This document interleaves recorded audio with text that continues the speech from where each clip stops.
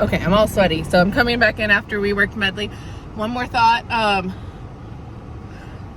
is about duration of your sessions. So my goal is to stop before the dog is tired and craps out or they're bored. So it depends on the dog. You have some dogs that will repeat stuff forever, and then you have other dogs that are not going to repeat stuff nearly as long. Even the dogs that repeat things, I personally find that there's like a point of like limited returns. So with Medley, if I go too long, she will keep trying forever until she falls over, but she'll get really messy and frantic.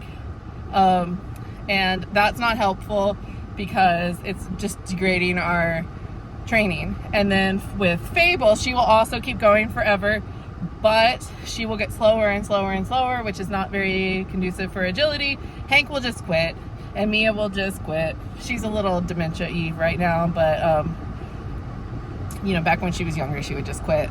But so I try to I don't really have like a set specific time. When it's hotter, sessions are shorter. I don't work anything. I don't drill it for like 30 minutes. We go out, we maybe work somewhere between 2 and 7 minutes, and then they get a break because there's just not that much brain power in them. I love dogs, but like our focus span is very, very small. So like if we go out to the park and I'm trying to do like an off-leash session, we may ask for like a little bit of behaviors for 5 minutes, and then we're going for a sniffy walk for the rest of the time.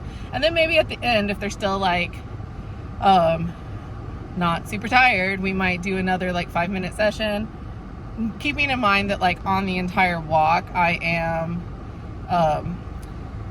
treating them as they reorient to me, because I just really want my dogs to reorient to me whenever they see stuff, and whenever they're out and about, I want them to really be focused on me.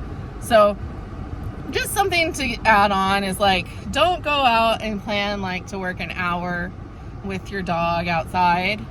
You won't get very far.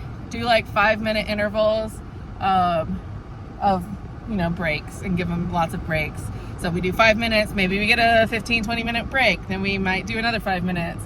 But I try to spread it out, 5 minutes most days, maybe a couple of 5 minutes every day. You know, maybe we might work in the backyard for 5 minutes, and then maybe we'll work in the front yard for 5 minutes today. And I'm very lucky because I live right across from this big field that I filmed in, so we go out there a lot, and it's, you know, literally across the street.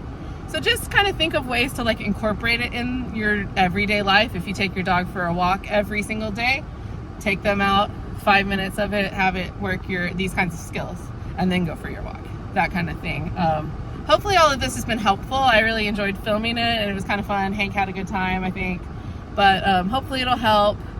The reality of agility with it being off leash without rewards in the ring is that you do need a very strong obedience foundation. You need a lot of self-control behaviors, because you're really like walking this very fine line of like run really fast but also be listening to me.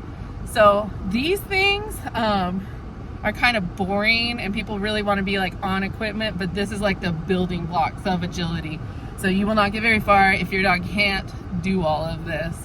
And not to say that it's going to be easy and that they're always going to do it. I think the field is a very sniffy, smelly place, so it's probably one of the harder places, but if you keep working this like out elsewhere, it'll make it a lot easier at the field.